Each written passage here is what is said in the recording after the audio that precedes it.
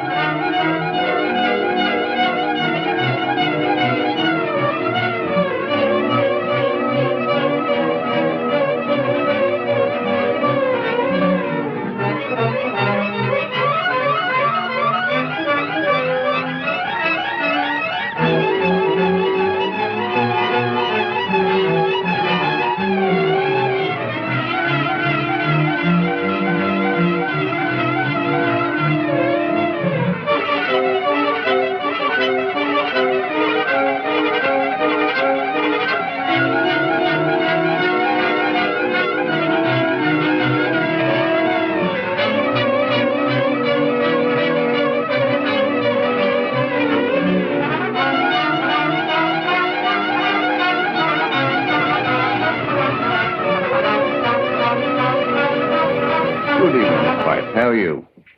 I'm all right, thanks. I haven't seen you for a long time. Have you come to take Frank for a walk? Yes. That's right. Well, I must push along. Good night.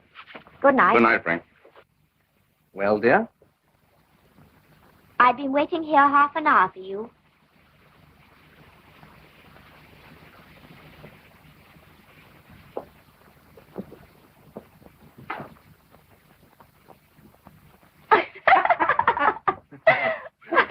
Good night, George. Good night, Frank.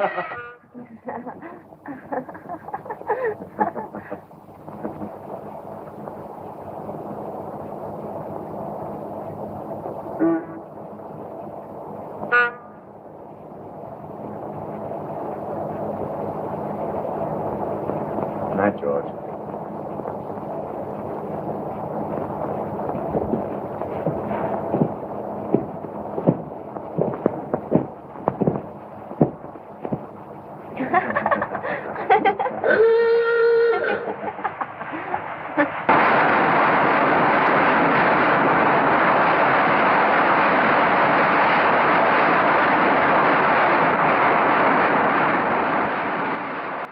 Yet already several of the country's leading composers had begun to interest themselves in the new medium. Bliss's Things to Come and Walton's Escape Me Never were both written in 1935, and later Lambert himself scored 2 films, Merchant Seaman 1940 and Anna Karenina 1947. Vaughan Williams, who embarked on his film career in 1941 at the age of 70, echoed Lambert. I believe that the film contains potentialities for the combination of all the arts, such as Wagner never dreamed of.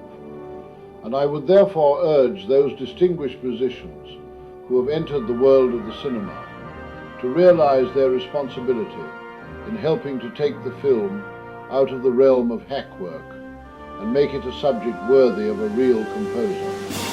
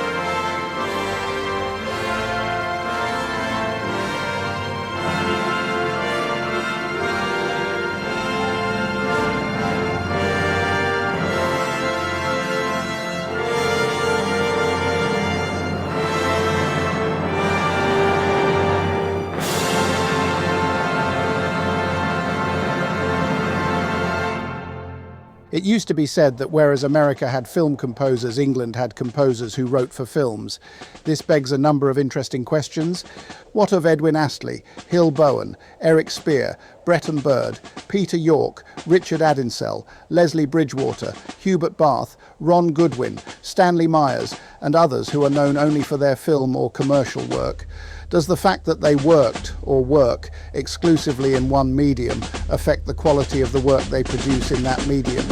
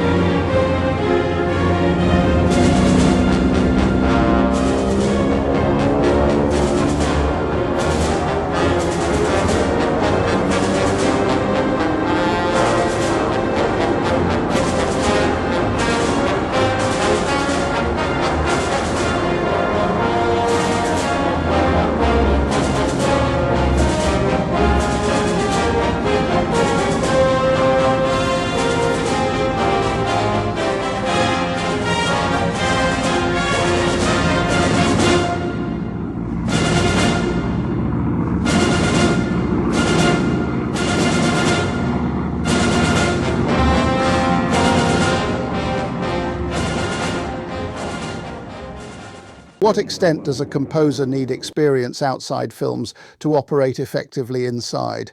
While there are no pat answers, we can certainly be grateful that so many fine British composers have involved themselves with films largely due to the advocacy in the 1930s and 40s of the young conductor, musical director Muir Mathieson, who definitely took the view that the better the composer, the better the film score. Certainly the roster of distinguished musicians who have worked on films in various capacities. For example, Walter Gaucher, father of Alexander, Geoffrey Toy, Matthias Seiber, Clifton Parker, John Greenwood, Waiter Lee, Gordon Jacob, John Hollingsworth, Roy Douglas and so on, make one wonder how the medium can ever have been held in the contempt it once was by the establishment and the critics.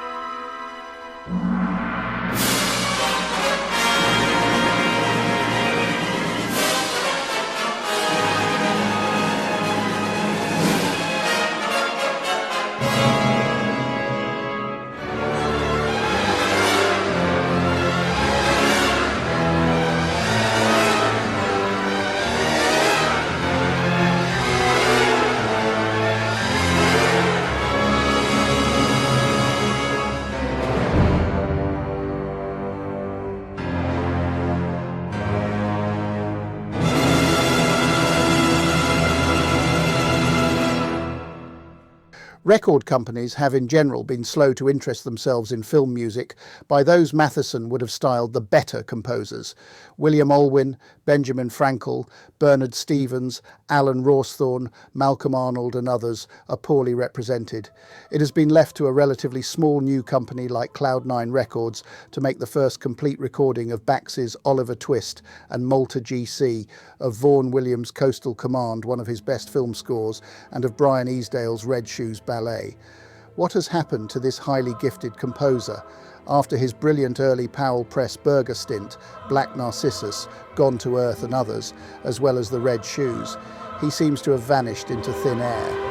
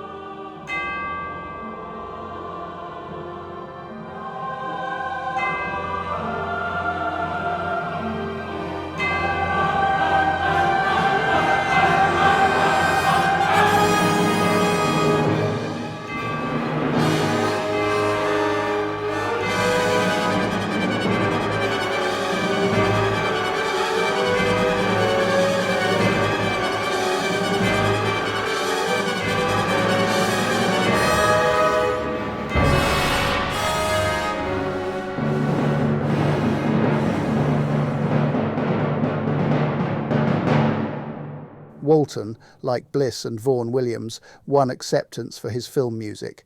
Yet, like Vaughan Williams, Arnold and Alwyn, Walton is known really only for a proportion of his total media output, for the Olivier Shakespeare scores and for the Spitfire. Of course, these were the best, which doesn't mean that the rest are mediocre. Mediocre My Foot, Christopher Columbus, Major Barbara, Macbeth, the Escape Me Never Ballet. We should not be fooled by received notions of Walton as a slow, painstaking, hyper-self-critical composer. Most of this is myth and cliché, as a glance at the newly reissued Stuart Cragg's catalogue will show. In fact, Walton was only too capable of writing good quality music to order, and quickly. Only too, since he was, I think, aware of this faculty, nay facility, and distrusted it, which is why, most probably, he was so reluctant in later years to allow his media music thoroughly to be excavated. He often told people he had no technical fluency, hadn't been properly trained, and other nonsense to the same effect. Some, like Peter Hayworth, believed it. He was too much a perfectionist, yes, too hyper-self-critical for that. He wanted to be remembered only by what, according to his own high standards, he considered the best.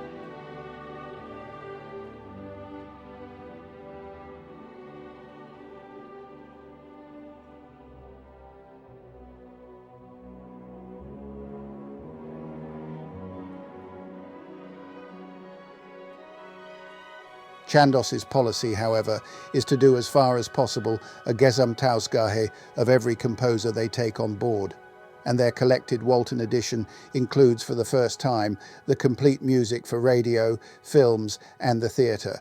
One or two scores are still eluding us, A Stolen Life, Dreaming Lips, The Boy David, but these can always be included in a supplementary volume. To begin at the beginning, the Escape Me Never Ballet from Walton's first, 1935 film was included in a famous Decca Phase 4 stereo compilation of British film music issued in 1976, with Bernard Herrmann conducting the National Philharmonic, alongside works by Lambert, Bax, Bliss, Benjamin and Vaughan Williams. For the Chandos recording, I have added 2 other movements, Prelude and In the Dolomites. The latter is a kind of Swiss jodelling song facade, but sent down rather than up, if you see what I mean, Walton would have said.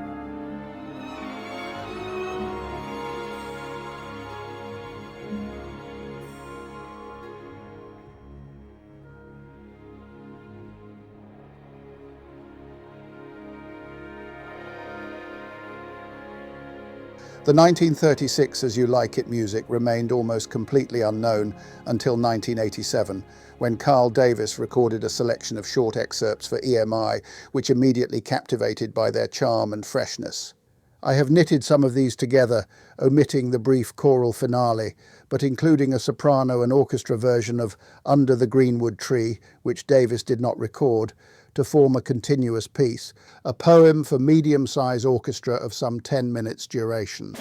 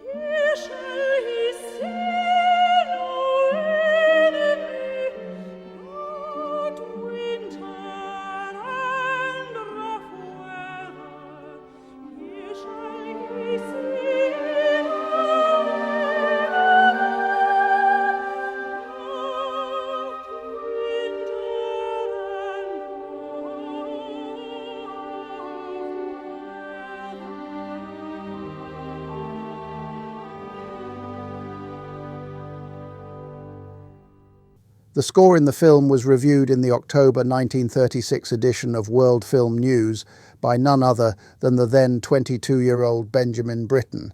It makes interesting reading, particularly in the light of the complex relationship already developing between these two major forces in British music. That the directors of 20th Century Fox Film Corporation should have invited one of the 20th century stars of British music to write for one of its biggest productions is very creditable indeed.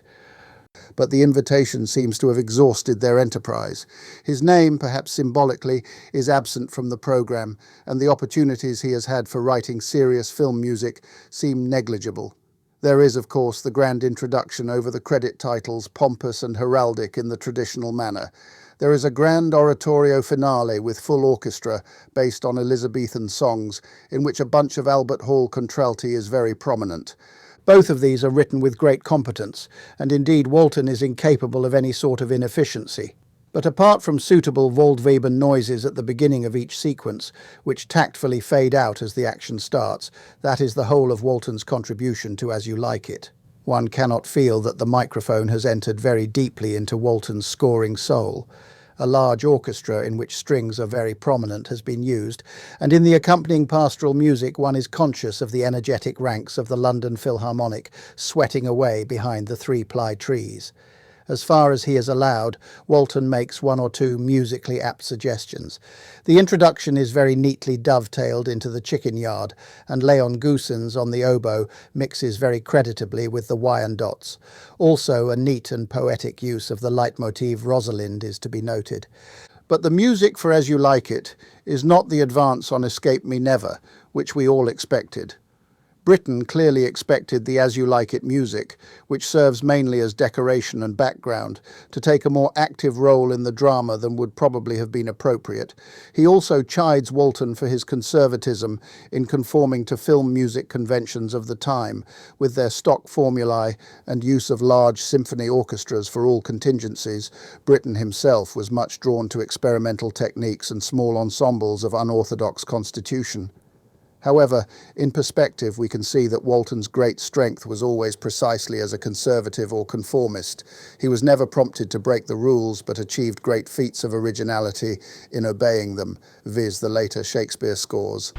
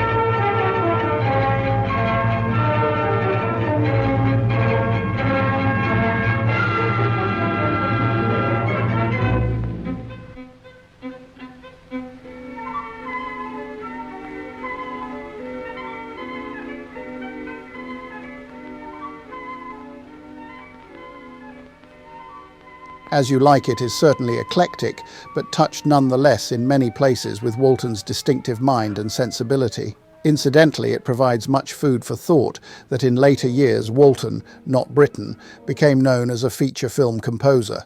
What this reveals about their respective musical personalities and about the nature of film music and the musical needs of feature film deserves thinking through in depth. No space here, I'm afraid.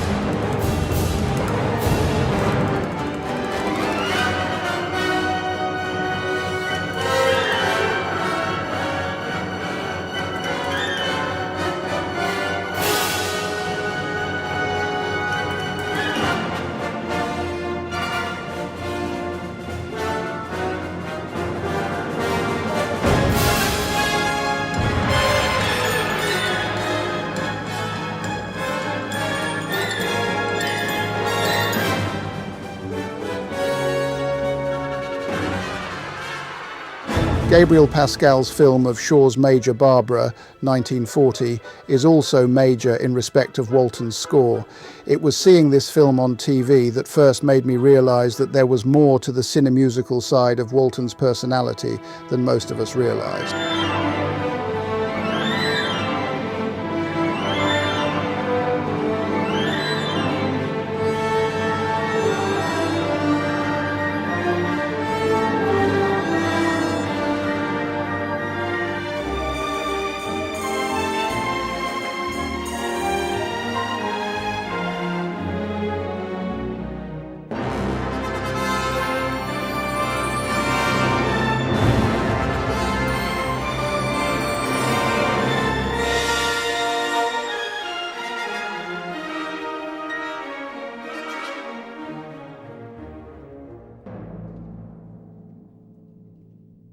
The score's star attraction, the music we just heard, is the scene in Undershaft's factory, Walton's only foray into heavy industry territory in which the music is full of energy and the heart-quickening feeling much admired by Olivier.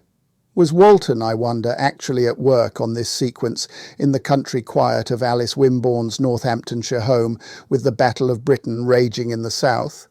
If not, it was a remarkable coincidence that when, nearly 30 years later, in 1969, he came to depict that battle in music for the film Battle of Britain,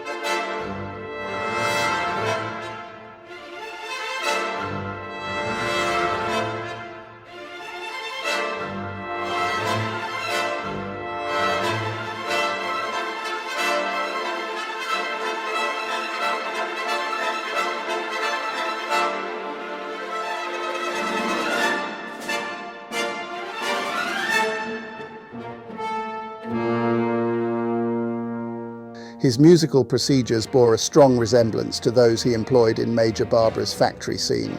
Most striking of all is the use not only of ostinatos, of motor figures of a melodic or rhythmic nature, but of what we might call a motor chord, a single chord which supplies harmonic colour to the entire sequence. The chord is the same in both Major Barbara and Battle in the Air.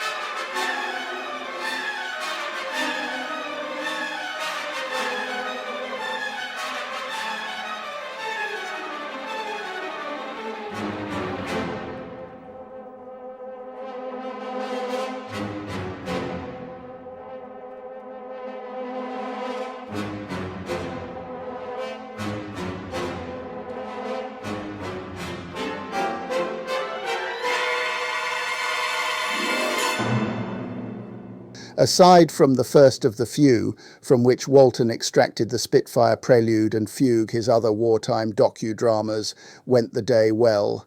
The Foreman Went to France and Next of Kin have been passed over. These were all scored in more senses than one, the producers and or directors evidently being of the opinion that normal use of music would detract from the film's realism. In fact, music doesn't do this in films, merely renders them more watchable. Selecting odd bits from all three, I have compiled a 20-minute suite entitled A Wartime Sketchbook, which, as the titles of some of the movements imply, refugees, foxtrots, lovers, striptease, is rich in the flavour of the period. Another movement, Gay Berlin, comes from a portion of Battle of Britain, used neither in the film nor in Colin Matthews's two-movement suite.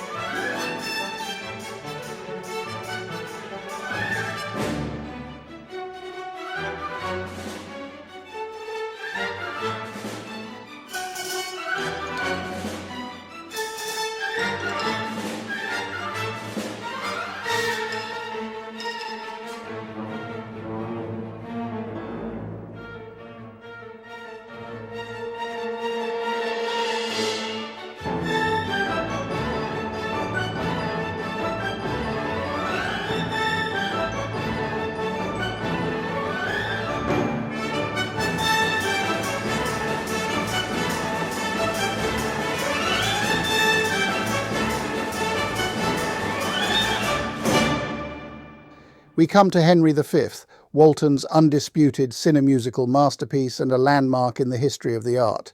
Yet for all that it has been taken remarkably little account of in almost every department.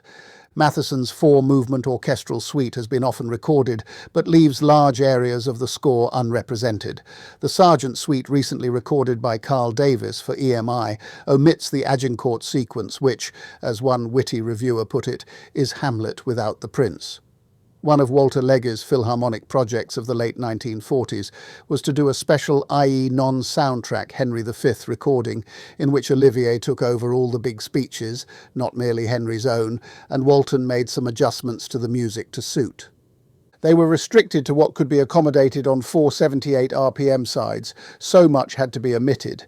The LP reissue on RCA coupled this version with excerpt from the Hamlet soundtrack, but no CD has so far been forthcoming.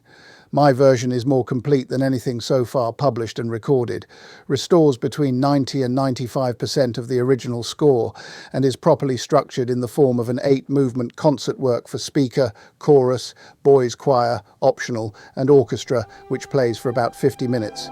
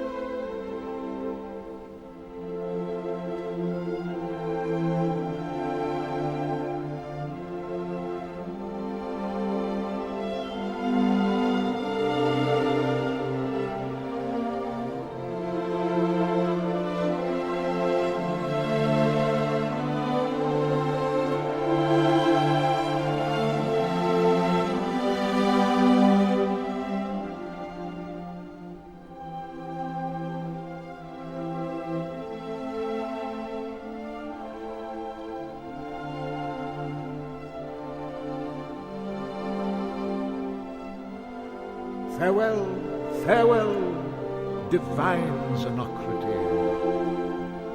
Is it not passing brave to be a king and ride in triumph through Persepolis? Touch her soft lips and part.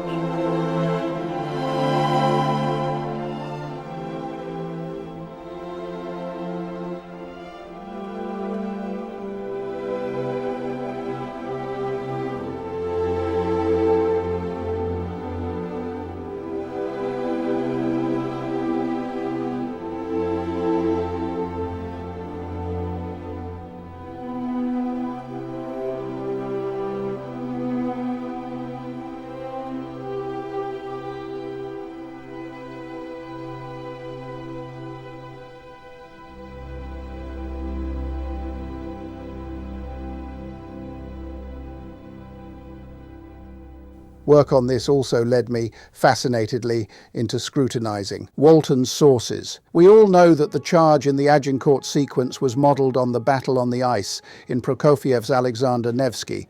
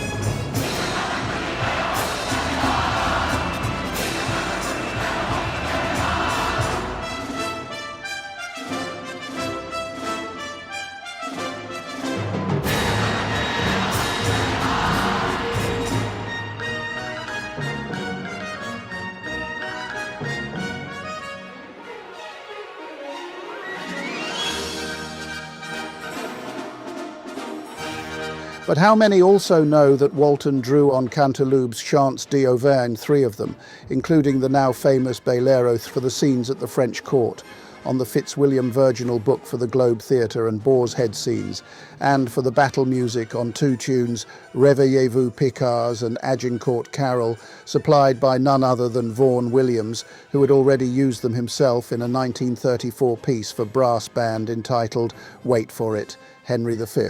It seems sad that such a work has had to wait for some. 46 years to be taken seriously, even sadder that so much effort had to be expended merely in establishing an authentic text.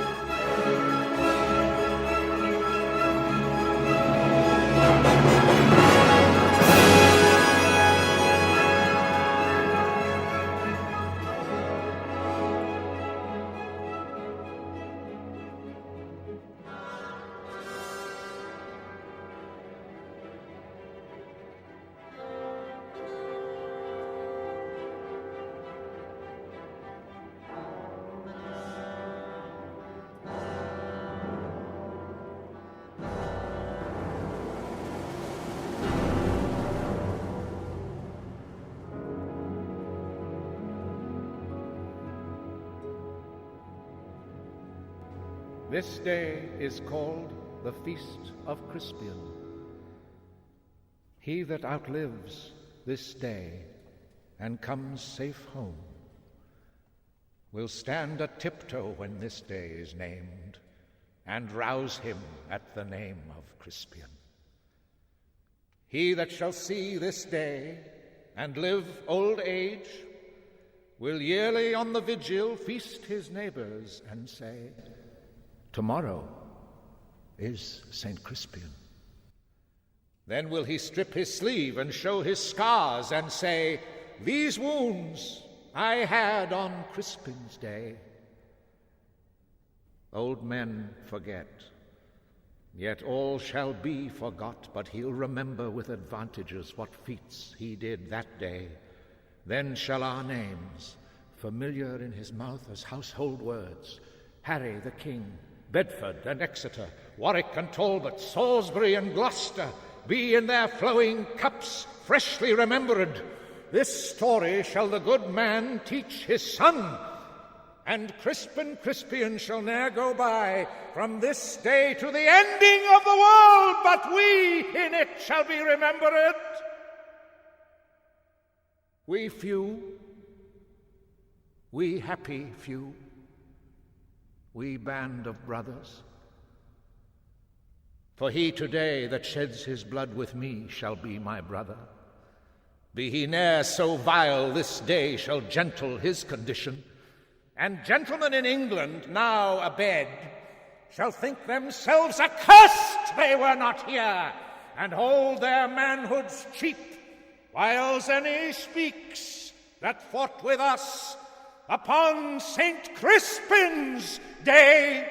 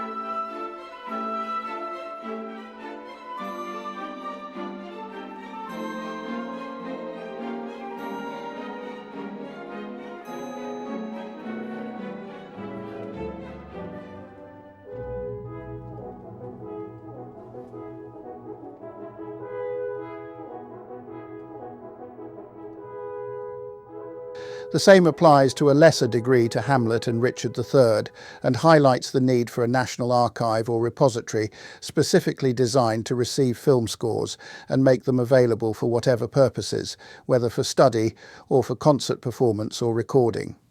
It would presumably have to be government funded, and the government might very well not view film music as a major cultural priority. It is in fact a commodity that can be all too unknowingly undersold. How many of us, I wonder, like me, received their first musical impressions at the cinema? How many first tuned in to Walton and to Shakespeare through the medium of Olivier's Shakespeare films? The latter all gained something, I think, from being recorded for the first time on their own in Hamlet and Richard III.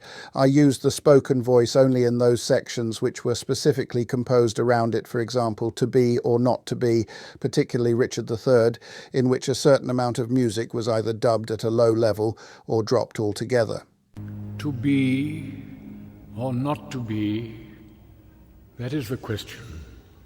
Whether it is nobler in the mind to suffer the slings and arrows of outrageous fortune, or to take arms against a sea of troubles, and by opposing end them. To die, to sleep, no more, and by a sleep to say we end the heartache and the thousand natural shocks that flesh is heir to. 'Tis a consummation devoutly to be wished. To die, to sleep, to sleep. When we have Walton's complete film output available at the push of a button, we shall, I fancy, be sorry that among the commissions he declined to accept were Shaw's Pygmalion, Tony Richardson's Charge of the Light Brigade, and most maddeningly of all, Sir David Lean's Lawrence of Arabia.